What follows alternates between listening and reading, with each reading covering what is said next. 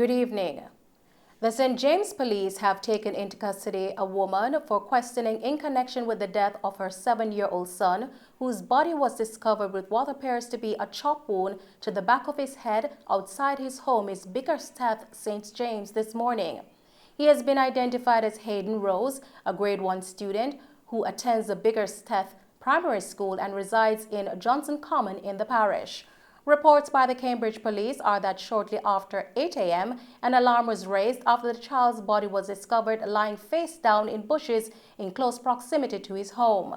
Detectives who visited the location discovered the child was lying face down in the banana field with what appeared to be a chop wound to the back of his head and the body in a state of decomposition. Further investigation revealed blood inside the family house, leading to his mother being taken into custody for reasonable suspicion of killing her own child.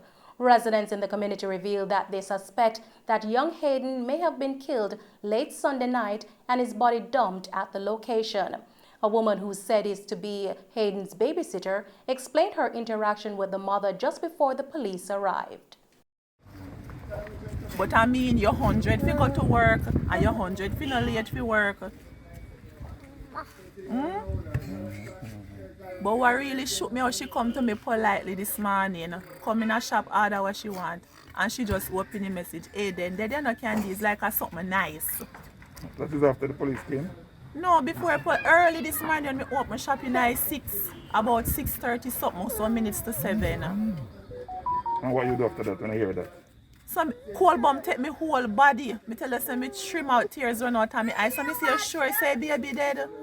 Same time now me see residents a come up the road, down the road. So all me know he just shoot me from morning for sure. Me just sit down and really look because the baby normally day here with me. I like two months ago me stop keeping little boy for her. And he baby he don't talk much. He don't talk much. So, I don't know. I don't know what could have really caused her, if I stress or why, I don't know. But it shoot me because I sit down here saying and me and look. She lose a baby last year. 6-month-old was the baby. Then see a family come through the baby nose and kill the baby. And now this year again you lose another baby. Something have to wrong. Anybody sit down and look into this in consideration? Last year 1 + 1, this year something have to totally wrong, man. Robert Gordon, principal at Bickersteth Primary School, said that a team from the school will be visiting the family to offer their condolences. Good day, I am Robert Gordon, principal at Bickersteth Primary Infant School. Well, we have heard about the tragedy of Hayden Rose this morning, and at this time the school is mourning. It is a very sad day for us at the school. We are trying at best to comfort the students, and a team of us will be going to the family home sometime today. The chairman and the ministry were informed of the death of this promising grade 1 student. From the reports from the teacher, he is a very promising child, and of course he's a grade 1 student, so he have had a lot of potential, to be somebody very outstanding. I'm really lost for words now because of what is happening. Only 2 weeks ago, we've lost one of our teacher's husband in a motor vehicle accident. So it's a series of mourning here at Bickersteth Primary Infant School. And we are really saddened for the loss of Hayden. And Mello TV News will bring you more on this developing story in subsequent newscasts. 33-year-old Sheldon Murray, otherwise called Kush or Joe, of Pretoria Road, Kingston 13, was shot dead by unknown assailants on Spanish Town Road, Kingston 13 yesterday. Reports from the Hunts Bay Police are that at about 8:15 a.m., Murray was at a bar when 2 armed men traveling in a Toyota Fielder motorcar entered the establishment and opened gunfire, hitting him. The police were alerted and he was taken to hospital where he was pronounced dead. The investigation continues. The police are searching for a woman who allegedly stabbed a municipal police officer to death during an altercation in Burnt Ground, Clarendon yesterday. The deceased has been identified as Keeney MacDonald, a 30-year-old resident of Burnt Ground in Green Meadows, Clarendon. Reports are that at about 5:20 p.m., MacDonald and the woman, who is allegedly his common-law wife, were engaged in a dispute at their home when she allegedly used a sharp instrument to stab him. She subsequently fled the area. The police were summoned and MacDonald was taken to hospital where he was pronounced dead. Anyone knowing the whereabouts is being urged to contact the nearest police station. An Ananda alert has been activated for 16-year-old Kai Powell, otherwise called a body bag, of a Barton Hill District, Magotty, St. Elizabeth, who has been missing since May 2022. He is of dark complexion, medium build, and about 6 feet 5 inches tall. Reports from the police are that at about 6 p.m., Kai was last seen in his community with a friend. He was last seen wearing a blue shirt and black jeans. He has not been heard or seen since. Anyone knowing his whereabouts of Kai Powell is being asked to contact the Magotty Police at 876-963-9680, Police 119 emergency number, or the nearest police station. And the police are also seeking the public's assistance to find 29-year-old Monique Doyle, a security guard of Spring Village Bushy Park, St. Catherine, who has been missing since Sunday, May 29. She's of brown complexion, medium build, and about 5 feet 7 inches tall. Reports from the Old Harbour Police are that Doyle was last seen at home. Her mode of dress at the time she went missing was a blue denim pants, white uniform shirt, and a pair of black combat boots. Efforts to contact her have proven futile. Anyone knowing the whereabouts of Monique Doyle is being asked to contact the Old Harbour Police at 876-983-2255, Police 119 emergency number, or the nearest police station. The family of an elderly man in Little London, Westmoreland, are seeking the public's assistance to get him medical care following a hit-and-run accident that rendered him bedridden. Our news team visited the area, and Carl Zachary was seen laying in bed, unable to sit up or walk. His nephew, Lincoln Zachary, explained how Mr. Zachary became bedridden. The condition where you're here with me today is that I had an uncle that a car hit down and took off, leave him to die. It's a hit and run accident. And he needs some help because I got to the hospital and saw him. I couldn't know it was him. He had a broken ankle. He had his elbow broken. He had his shoulder slip out. He had his spine damaged. He's not getting any medication. And I would like some place to leave him because I can't leave him here because of his situation. I have to tear down that old house he have and build up another house for him to stay there. I had to pay a lady to stay here with him. Now, this man never sick before in his life. And because of this hit and run, he can't do anything to help himself. Lincoln explained the state of Mr. Zachary was left in when he saw him. I don't know who signed for him. I didn't sign for him. I speak to the doctor before, and the doctor told me he could stay there as long as he want to, but if he hope he don't get any virus. I said, okay. So I says, this lady was going to come and look at him, and the Monday, he's going to stay here with him. When I came back here on Sunday, somebody called me and told me, said they lick off the lock off of the door and throw the man in the house. I mean, when we say throw him at one, but he built up from head to foot. And nobody don't give responsibility for that. I don't think that's nice. That's not human. I don't understand it. Yes, it really upset me. Because I thought we are all human beings. And if you're going to treat me like that, you know, I'm really happy and glad I don't live out here, but at the same time. Lincoln is pleading with the driver that caused Mr. Sacri's injuries and the government for urgent assistance. He was a groundsman at the police station, the old police station in Little London here. He cut the yard for about 25 to 30 years, and he do it for free because he wasn't getting paid. So I can't see how he can get any help from no source at all. I have to leave here, I don't live here, and I don't have any help for him.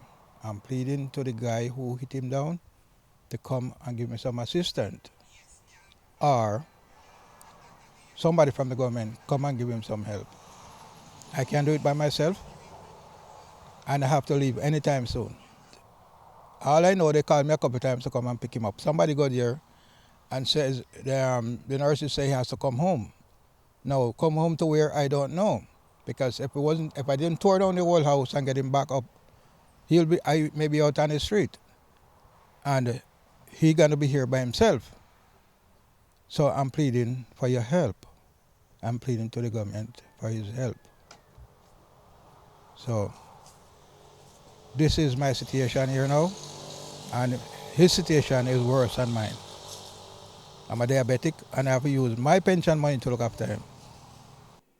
Simone Blake, a resident, said that Mr. Sacre is a good person who had no illnesses prior to the hit-and-run incident. He never sick before. I just drive. He might come from one place, go wake up one place, and just my man just drive fast and hit him and go and drive again and left him.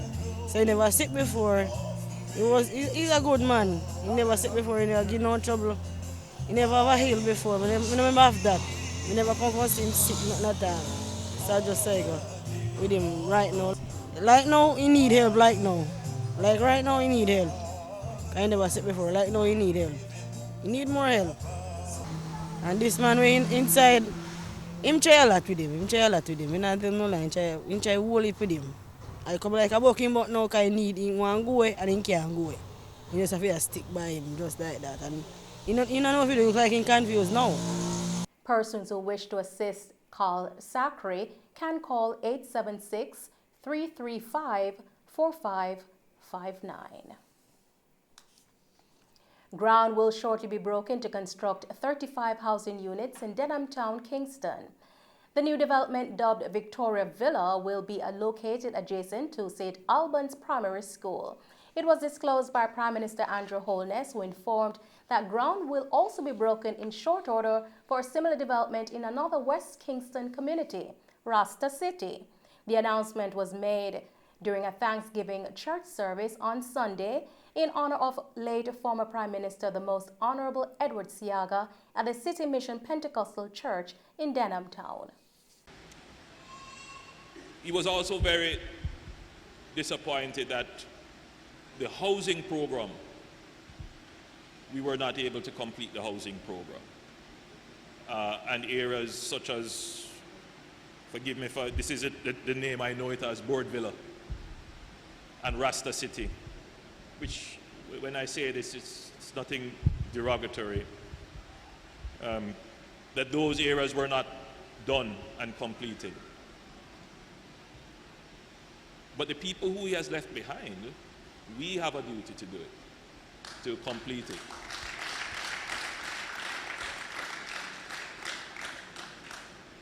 So we are going to be breaking ground very shortly for Victoria Villa, which would be beside St. Albans, very close to I think it would be the same Board Villa we mentioned. And we're going to be doing 35 units there. We're going to be breaking ground for Rasta City in short order.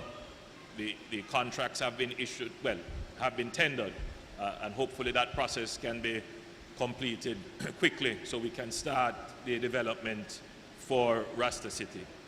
And Minister Mackenzie has just told me that he has identified some funds to start the upgrade of Board Villa. So the work continues for West Kingston. Meanwhile, Prime Minister Holness, in reflecting on Mr. Seaga's legacy and contribution to the development of West Kingston, said that above everything else, the former Prime Minister wanted peace for his constituency. In paying tribute It is not only the glowing things that we should point out. We point out disappointments, we point out failures, because, it is a part of the human experience. But we also point out great distress and deep, deep disappointments.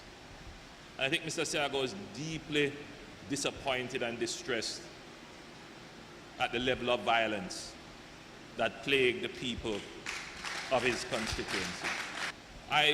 As I said, I knew him in his calmer years. But I also knew him when he would have been far more reflective on matters. And I can recall many times in the 90s and 2000s when there were significant acts of violence and disruption in the area, how deeply it hurt him. Because above everything else, what he wanted was a community of peace. He wanted the people of West Kingston to be able to live in peace. He said that Mr. Siago remains the only politician that turned over information to the police on persons that were involved in criminal activities. It was worrisome that there were elements in the community bent on mayhem, bent on destroying the peace. To this day, Edward Philip George Siaga remains the only politician to publicly turn over to the police information that would have come to his attention of persons who are involved in criminal activity and disrupting the peace. I was there when he did it. I remember, Carla, you would have been there as well. Prudence was in the office. It was a time of great distress to him. He said, little boys running around with guns. I remember when he came down here and the people flocked him. Some of the women were crying, they can't take it no more, Papa, we can't take it no more. And I remember he came back to the office and he just hung his head in despair. Took off his jacket, put it on the back of his chair, and he sat down at his desk and he wrote the names. An image forever seared into my memory. Mr. Holness shared that he remains optimistic that there will come a day when the level of criminal activities in West Kingston will be a thing of the past. The struggle continues, Desmond, to bring peace to West Kingston. The struggle continues. And I am confident, optimistic, that one day it will not be the norm for our youngsters to feel that violence and crime and murder is an acceptable way of life. One day, it will be the unusual thing for someone to join a gang, seek a weapon, and murder someone as a means of resolving a dispute. One day, we will look back at this period in time and say, how did we ever allow this to happen? And not make any excuses for this kind of behavior. Because there is none. And I'm confident because Mr. Siaga has left a legacy of leadership through Minister Mackenzie, through myself, through the team here in West Kingston, through the youngsters who are coming up, to understand that the vision of West Kingston is not one of a place of violence. And those are the stories making the news. I'm Nicole Hales. Thanks for watching.